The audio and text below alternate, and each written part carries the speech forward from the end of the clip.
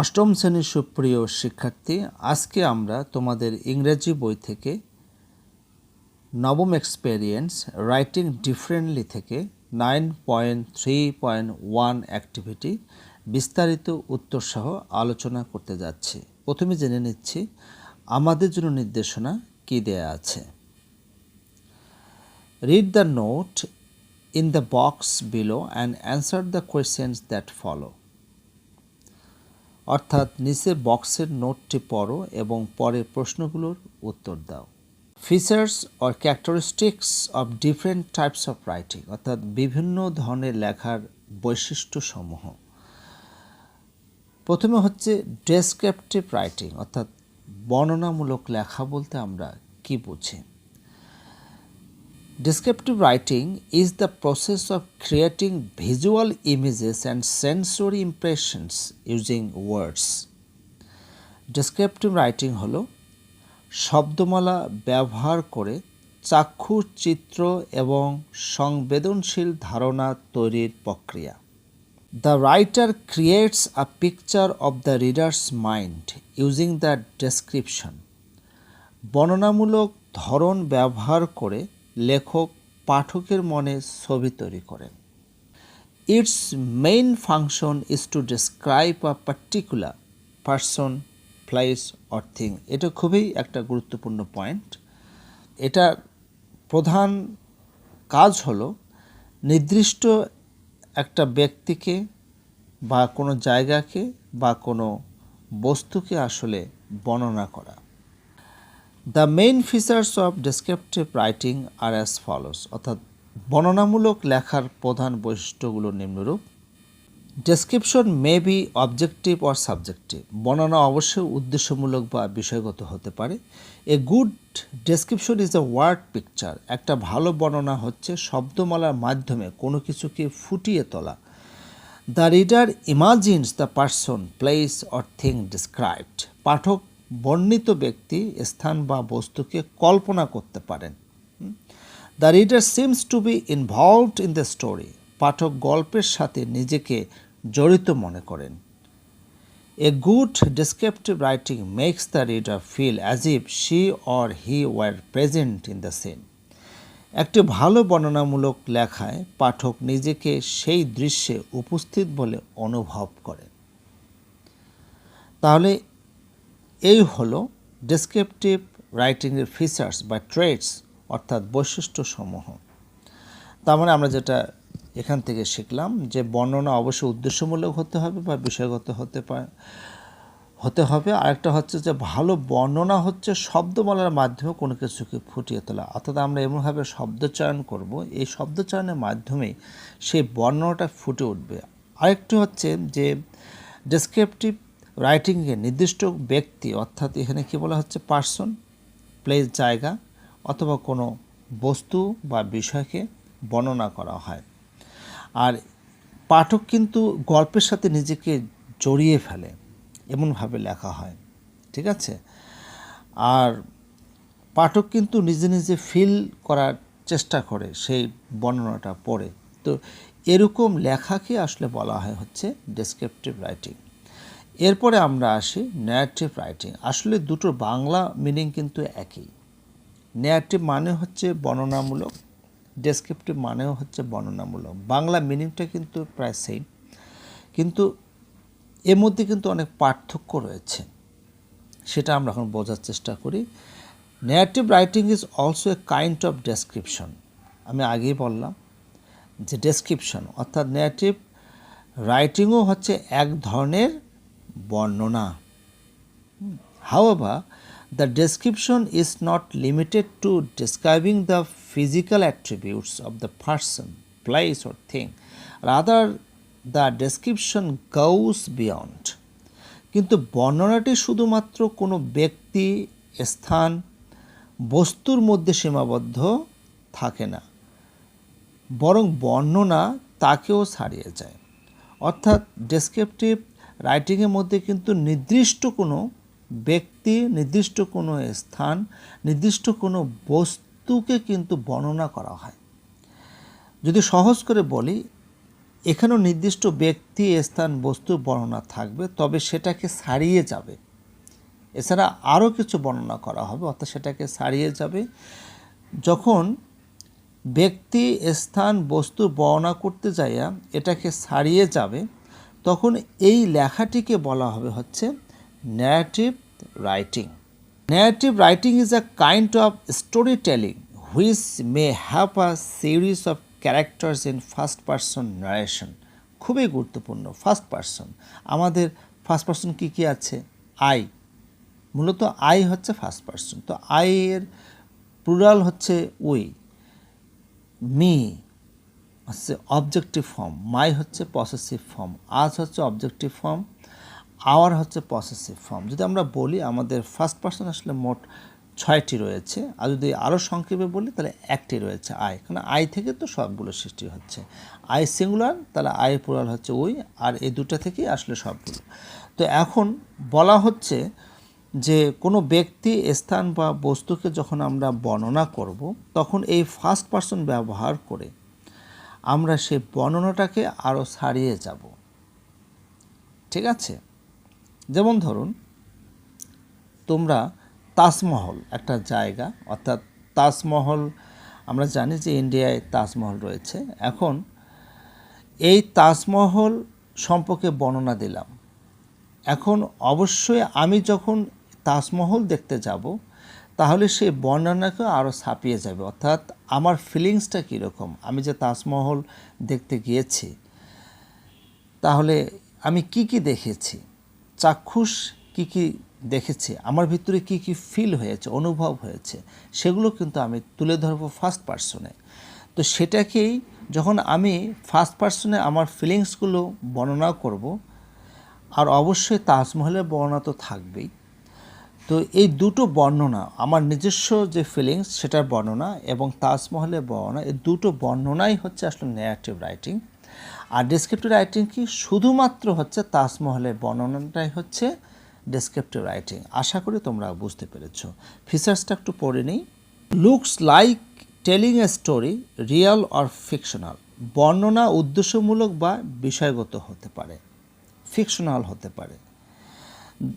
The story may be personal or historical. গল্পটি হতে পারে ব্যক্তিগত বা ঐতিহাসিকও হতে পারে। তাজমহল অবশ্যই হিস্টোরিক্যাল, ঐতিহাসিক। বাংলাদেশের 60 গম্বুজ মসজিদ হচ্ছে ঐতিহাসিক, হিস্টোরিক্যাল। তো ন্যারেটিভ রাইটিংয়ে কিন্তু স্টোরিটা, যে গল্পটা, সেটা ব্যক্তিগত হতে পারে, আবার ঐতিহাসিক হতে পারে। The belonging, the middle and the end, all parts of the story are equally important. গল্পের শুরু অংশ, মাঝের অংশ এবং শেষাংশ, অর্থাৎ গল্পের সব অংশই সমানভাবে গুরুত্বপূর্ণ। অর্থাৎ যখন আমরা ন্যারেটিভ রাইটিং লিখব, এর যে শুরুর অংশ অর্থাৎ বিগিনিং, মিডল মাঝের অংশ এবং দ্য এন্ড অর্থাৎ সমাপ্তি অংশ, শেষাংশ, এর সবকটাই কিন্তু সমানভাবে গুরুত্বপূর্ণ। আরেকটা হচ্ছে এন্টারটেইনিং, অর্থাৎ গল্পটি হবে বিনোদনমূলক। Attracts holds the readers attention. গল্পটি পাঠকের দৃষ্টি আকর্ষণ এবং পাঠককে ধরে রাখতে পারে। মানে গল্পটা এমনভাবে লেখা হবে যে পাঠকের দৃষ্টি খুব আকর্ষণ হবে এবং গল্পটা শেষ না করা পর্যন্ত কিন্তু পাঠক তার পড়া শেষ করবে না, পুরো গল্পটা পড়া শেষ করবে। তার মানেটা হচ্ছে রিডারের অ্যাটেনশনটা, অর্থাৎ পাঠকের যে অ্যাটেনশন, সেটা কিন্তু ধরে রাখবে। তাহলে সেটাই বোঝা যাবে যে ওই লেখাটা হচ্ছে narrative writing. Keeps the reader engaged. পাঠকের মনোযোগ আটকে রাখতে পারে, একই রকম কথা প্রায়। Keeps the points consistent. গল্পের পয়েন্টসগুলো সামঞ্জস্যপূর্ণ থাকে। অবশ্যই যে কোনো গল্পের আসলে যে পয়েন্টসগুলো, সেগুলো অবশ্যই একটার সাথে একটা অবশ্যই কনসিস্টেন্ট থাকতে হবে, তার সামঞ্জস্যপূর্ণ থাকতে হবে। Avoids unnecessary details. অপ্রয়োজনীয় বিবরণ এড়িয়ে যায়। অর্থাৎ এই সমস্ত ন্যারেটিভ রাইটিংয়ে যেগুলো আননেসেসারি, এগুলো কিন্তু অ্যাভয়েড করা, অর্থাৎ এগুলো বাদ দেওয়া হয়। Examples of narrative writing are anecdotes, novels, poems, short story etcetera. তো বর্ণনামূলক লেখার উদাহরণগুলো হলো উপাখ্যান, অ্যানেকডোটস, নভেল অর্থাৎ উপন্যাস, পোয়েমস অর্থাৎ কবিতা, শর্ট স্টোরিজ ছোট গল্প, তাহলে এগুলো হচ্ছে ন্যারেটিভ রাইটিং। তাহলে ডেসক্রিপটিভ রাইটিংয়ে এক্সাম্পলগুলো পড়া হয়নি, তাহলে একটু পড়ে নিই, তাহলে বুঝতে সুবিধা হবে কি কি এক্সাম্পল রয়েছে। Examples of descriptive writing are free writing, journal writing, product description, reflective writing, travel writing etcetera. তোমরা অবশ্যই ডেসক্রিপটিভ রাইটিংয়ের প্রধান যে পয়েন্টসটা ছিল যে নির্দিষ্ট কোনো ব্যক্তি, নির্দিষ্ট কোনো বস্তু, নির্দিষ্ট কোনো স্থানকে কেন্দ্র করে আসলে বর্ণনা করা, তখন এটা হবে ডেসক্রিপটিভ রাইটিং। তো এখানে কিন্তু তাই বলা হয়েছে যে বর্ণনামূলক লেখার উদাহরণগুলো হলো মুক্ত হাতে লেখা, ফ্রি রাইটিং। অর্থাৎ আমি যে তাজমহলের যে বর্ণনা দিয়েছি, যে তাজমহল যখন আমরা দেখতে যাব, যদি আমি দেখতে চাই, তাহলে অবশ্যই তাজমহলের বর্ণনাটা প্রথমে আমাকে জানতে হবে বা দিতে হবে। তারপর তাজমহল যখন দেখব, তখন কিন্তু আমার কি ফিলিংস, আমার কি এক্সপিরিয়েন্স, আমার কি অনুভূতি, সেগুলো কিন্তু আমি লিখব ফার্স্ট পারসন দিয়ে। তো সেটা অবশ্যই মুক্ত হাতে লেখা, সেটা অবশ্যই কীরকম হতে হবে, ফ্রি রাইটিং, যার মধ্যে কোনো ধরাবাঁধা নিয়ম থাকবে না। আরেকটা হচ্ছে জার্নাল রাইটিং, পত্রিকার লেখাটাও কিন্তু free hand writing. Product description, যে কোনো প্রোডাক্ট বর্ণনা, কারণ সেটা তো নির্দিষ্ট, স্পেসিফিক, ঠিক আছে। যেমন স্যামসাং মোবাইল ফোন প্রোডাক্ট, তো একটা যে মডেল, যেমন স্যামসাং গ্যালাক্সি J4 প্লাস পুরনো মডেল, তো এটার একটা বর্ণনা যখন দেব, নির্দিষ্ট একটা বস্তুর বর্ণনা দেওয়া হচ্ছে। রিফ্লেক্টিভ রাইটিং অর্থাৎ প্রতিফলনমূলক যে লেখা, এই যে প্রতিফলনমূলক লেখা অর্থাৎ এমন একটি লেখা যার মধ্যে সব কিছু প্রস্ফুটিত হবে বা পরিষ্কার হবে, যে কি বলতে চাওয়া হচ্ছে, কি বলা হচ্ছে, সেটা ফুটে উঠবে। এটা হচ্ছে রিফ্লেক্টিভ রাইটিং। আরেকটা হচ্ছে কি ট্রাভেল রাইটিং। তো ট্রাভেল রাইটিংটা অবশ্যই ভ্রমণ সংক্রান্ত লেখা, কারণ ভ্রমণ সংক্রান্ত লেখা তো স্থান থাকবে। যদি তোমরা কোথাও ভ্রমণ করতে যাও, লন্ডন, আমেরিকা, সিঙ্গাপুর, যেখানে যাও, অথবা বাংলাদেশ, ইন্ডিয়া, বিশ্বের যে কোনো জায়গায় যদি ভ্রমণ করতে যাও, তাহলে সেটা কিন্তু হবে নির্দিষ্ট একটা জায়গা, ঠিক আছে। তো সেটা অবশ্যই ডেসক্রিপটিভ রাইটিংয়ের মধ্যে পড়বে, যদি শুধুমাত্র জায়গার বর্ণনা দাও। এখন জায়গার বর্ণনা দিতে গিয়ে যখন তোমরা নিজস্ব ফিলিংস, এক্সপেরিয়েন্স ফার্স্ট পার্সনে ব্যবহার করবে, তখন সেটা কিন্তু হবে ন্যারেটিভ রাইটিং। তখন সেটা কি হবে, ন্যারেটিভ রাইটিং। আমাদের আরেকটা কিন্তু টেক্সট রয়েছে, সেটা আমি এখন পড়ছি। এটার নাম হচ্ছে এক্সপোজিটরি রাইটিং। এখন এক্সপোজিটরি রাইটিং বলতে আমরা কি বুঝি সেটা কিন্তু বুঝতে হবে। Expository writing is used when we want to convey information to the readers or help them better understand something.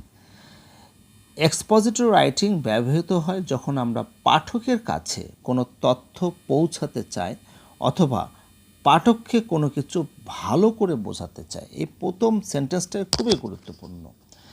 তো আমরা যখন পাঠকের কাছে কোনো তথ্য পৌঁছাতে চাই, মানে আমি লেখার মাধ্যমে কোনো তথ্য আসলে পৌঁছাতে চাচ্ছি, অথবা আমি একটা বিষয় পাঠককে বোঝাতে চাচ্ছি, এরকম লেখাগুলোকে বলা হচ্ছে এক্সপোজিটরি রাইটিং। বাংলাদেশে 1971 সালে স্বাধীনতা যুদ্ধ হয়েছিল। কাজী নজরুল ইসলাম তার কবিতার মাধ্যমে কিন্তু তিনি মেসেজ দিয়েছিলেন। এই যে কবিতার মাধ্যমে, রবি ঠাকুরও কিন্তু তার কবিতার মাধ্যমে, তার লেখনীর মাধ্যমে অনেক কিছু বলতে চেয়েছেন। এই যে বলাটা, লেখার মাধ্যমে পাঠককে কোনো কিছু জানাতে চাচ্ছে, এটাকে বলা হচ্ছে expository writing. Expository writing includes points like compare and contrast, cause and effect, analysis, etc. এক্সপোজিটরি লেখার মধ্যে থাকে তুলনা করা এবং বৈসাদৃশ্য কোনো কিছুর বর্ণনা, কারণ এবং প্রভাব এবং বিশ্লেষণমূলক লেখা। এটি হচ্ছে এক্সপোজিটরি রাইটিং, অর্থাৎ কম্পেয়ার কন্ট্রাস্ট থাকবে, কারণ এবং ইফেক্ট থাকবে, বিশ্লেষণ থাকবে, আর অনেক কিছু থাকতে পারে। The main features of expository writing are as follows. ব্যাখ্যামূলক লেখার প্রধান বৈশিষ্ট্যগুলো নিম্নরূপ, আমরা একটু পড়ে নিই। অবশ্যই লেখাটা কি হতে হবে, পারপাসফুল, অর্থাৎ আমার একটা নির্দিষ্ট উদ্দেশ্য থাকবে। এই ধরনের লেখা উদ্দেশ্যমূলক, অর্থাৎ কবি, ঔপন্যাসিক, সাধারণ মানুষ যেই লেখক না কেন, যখন একটা উদ্দেশ্য নিয়ে লেখে সেটা হবে এক্সপোজিটরি রাইটিং। উদ্দেশ্য নিয়ে লেখা মানে হচ্ছে উনি ওই লেখার মাধ্যমে পাঠককে কিছু বোঝাতে চাচ্ছেন বা কিছু দিতে চাচ্ছেন। এক্সপ্লেইনস অর ইলুমিনেটস দ্য ফ্যাক্টস, সত্য কোনো ঘটনাকে ব্যাখ্যা করে অথবা আলোকপাত করে। এখানে সবসময় সত্য ঘটনাগুলোকে তুলে ধরা হয়, ঠিক আছে, মিথ্যা ঘটনা না, কোনো কাল্পনিক ঘটনা না।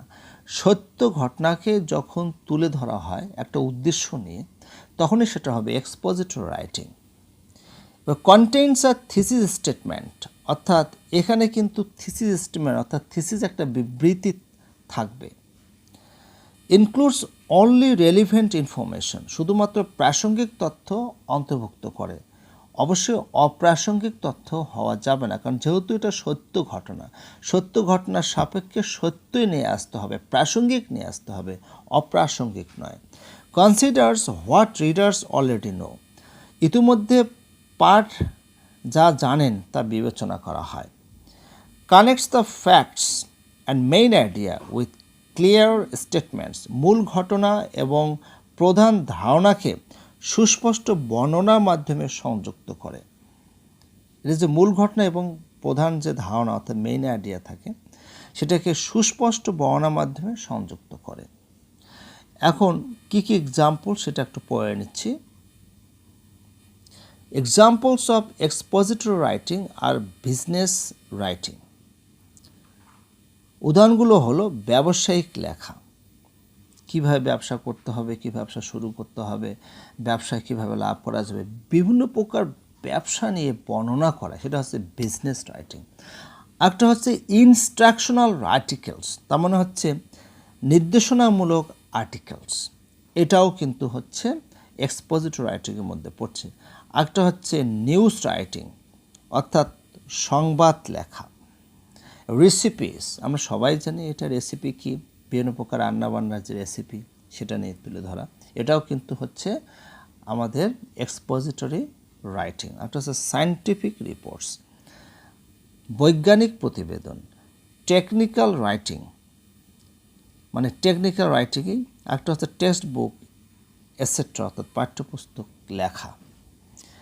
তাহলে এই তিনটা টেক্সট আমরা কিন্তু পড়লাম, আর তোমরা অবশ্যই পার্থক্য বুঝতে পেরেছ যে ন্যারেটিভ টেক্সট কি আর ডেসক্রিপটিভ টেক্সট কি, এবং সর্বশেষ হচ্ছে এক্সপোজিটরি রাইটিং কি। এখন টেক্সটের সাপেক্ষে আমাদের কয়েকটি অ্যাক্টিভিটিস অর্থাৎ প্রশ্ন রয়েছে।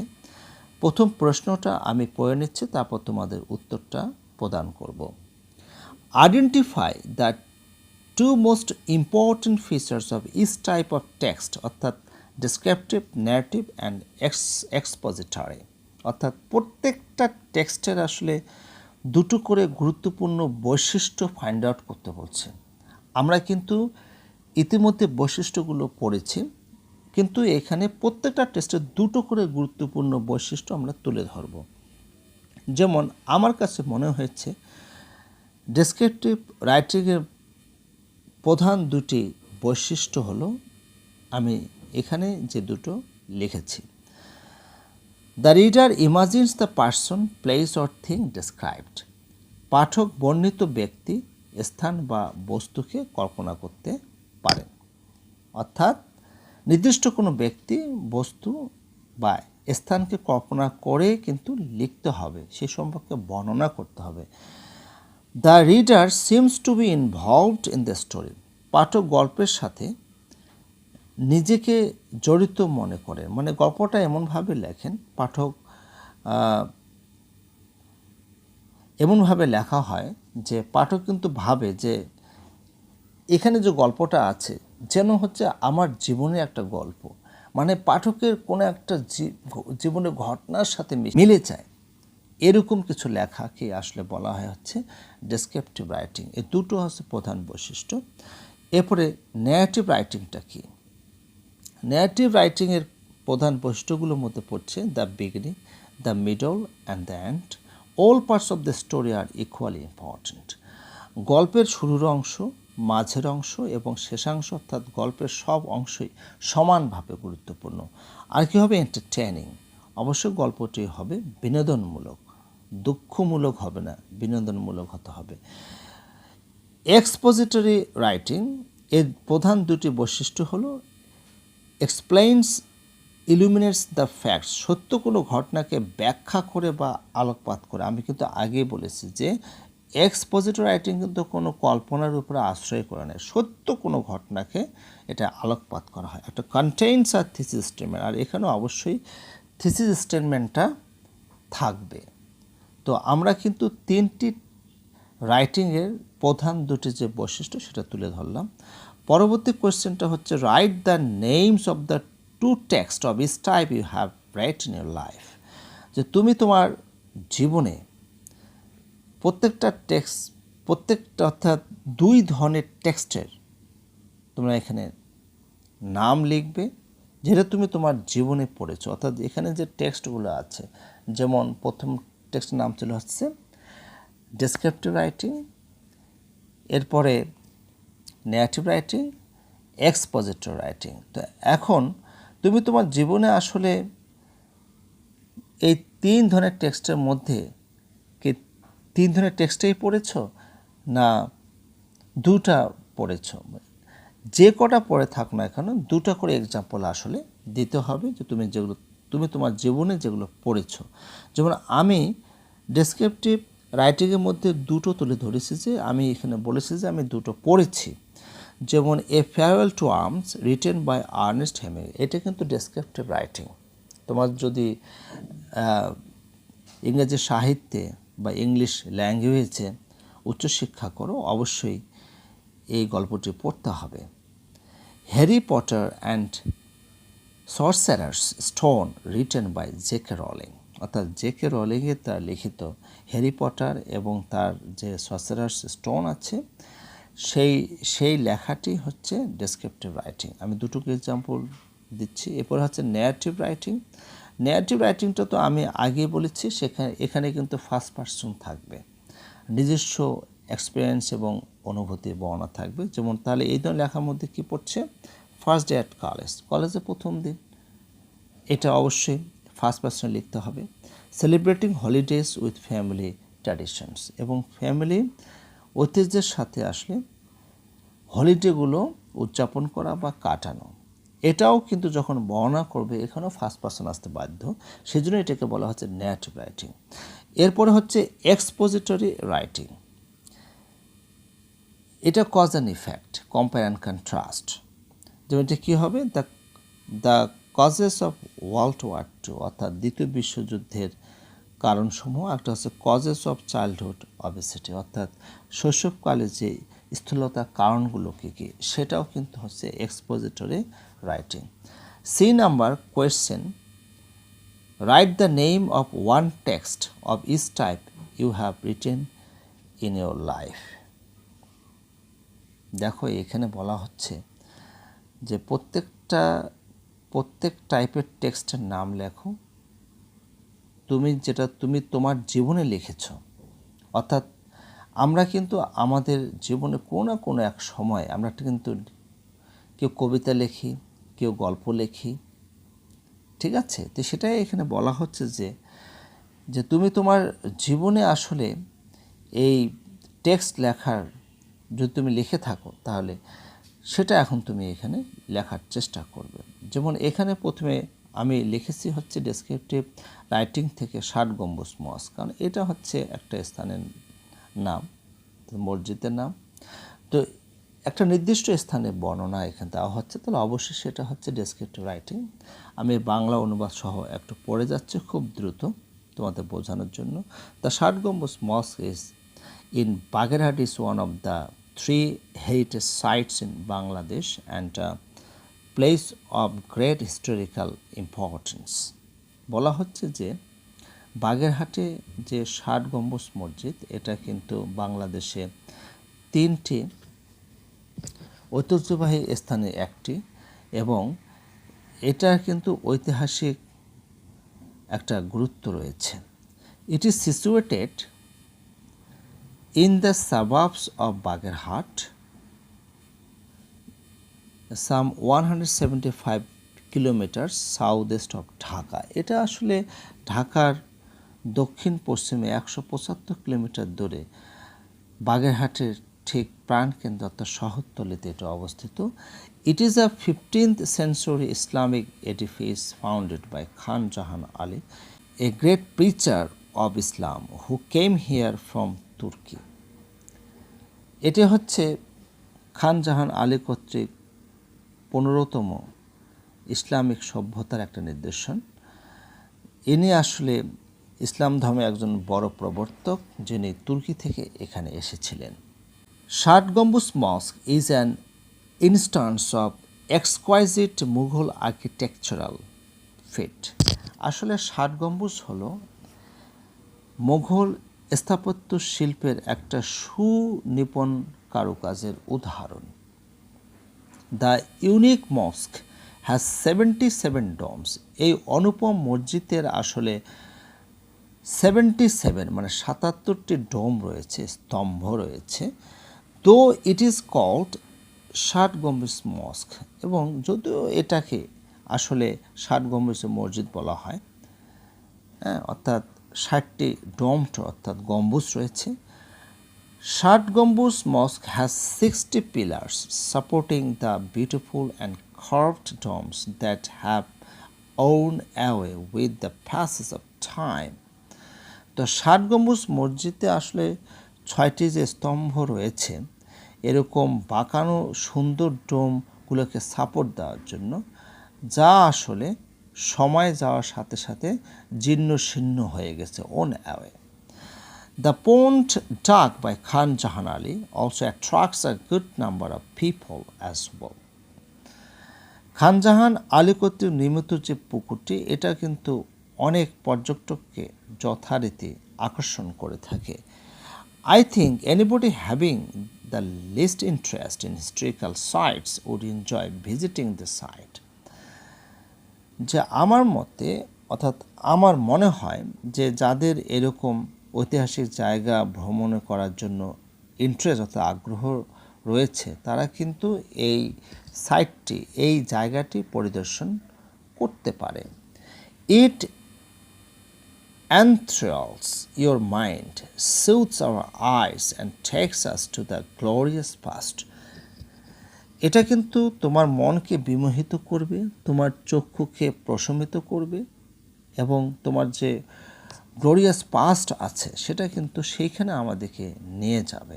So we should preserve the place from being decade. তাই নষ্ট হওয়া থেকে এই সমস্ত জায়গাগুলোকে আমাদের সংরক্ষণ করা উচিত। We need both national and international attention as well as public awareness to save it. আমাদের আসলে জাতীয় এবং আন্তর্জাতিক এই দুটিরই আসলে মনোযোগের প্রয়োজন আছে, এবং এটাকে রক্ষা করার জন্য জনগণের যে সচেতনতা, জনসচেতনতা, সেটারও কিন্তু প্রয়োজন রয়েছে। এখন নেগেটিভ রাইটিংটা আগে বলেছি, এখানে অবশ্যই ফার্স্ট পারসন থাকবে। নির্দিষ্ট জায়গা, নির্দিষ্ট ব্যক্তি এবং নির্দিষ্ট বস্তু বা ঘটনাকে বর্ণনা করার পাশাপাশি এখানে কিন্তু ফার্স্ট পারসন দিয়ে কিছু অনুভূতির বর্ণনা থাকবে। তাহলে সেই অনুযায়ী আমি যেটা বাছাই করেছি ন্যারেটিভ রাইটিংয়ে, তা হলো my first day at school in 100 ওয়ার্ডস। আমি চেষ্টা করছি 100 শব্দের মধ্যে এটা লেখার। এটা কোনো ধরাবাঁধা নিয়ম নেই, তোমার টেক্সট যে কোনো শব্দে, অর্থাৎ 200, 300, 500, 1000, 2000 কোনো সমস্যা না, লিখতে পারো। তো এখন এখানে it was a cloudy day when I took my first step into the compound of my school. বলা হচ্ছে যে এটা আমার স্কুলে যখন প্রথম দিন আসলে হয়েছিল, ওই দিনটা মেঘাচ্ছন্ন ছিল, আর আমি আমার স্কুল কম্পাউন্ডে যেদিন প্রথম পা রেখেছিলাম, first step, I was carrying a new backpack that was filled with notebooks. আমি আসলে একটা ব্যাগ বহন করছিলাম, যেটা কিন্তু নোট বই দিয়ে ভর্তি ছিল, পরিপূর্ণ ছিল। Though the backpack was a bit heavy, instead of focusing on the weight, যদিও কিন্তু এই ব্যাগটা আসলে সামান্য ভারী ছিল, তো সেটা এই ভারীটাকে আসলে ফোকাস করার পরিবর্তে, মনোযোগ দেওয়ার পরিবর্তে, I was excited about the beginning of my journey on my first day in school. আসলে আমার স্কুলে আসলে প্রথম দিন সম্পর্কে যে আমার যে ভ্রমণের যে প্রারম্ভিকতা, এটা নিয়ে আমি খুব উত্তেজিত ছিলাম। My classroom was at the end of the corridor. আমার আসলে শ্রেণীকক্ষটা মানে করিডরের শেষ প্রান্তেই ছিল। As a entered my classroom, my class teacher introduced me to the class and made me feel welcome.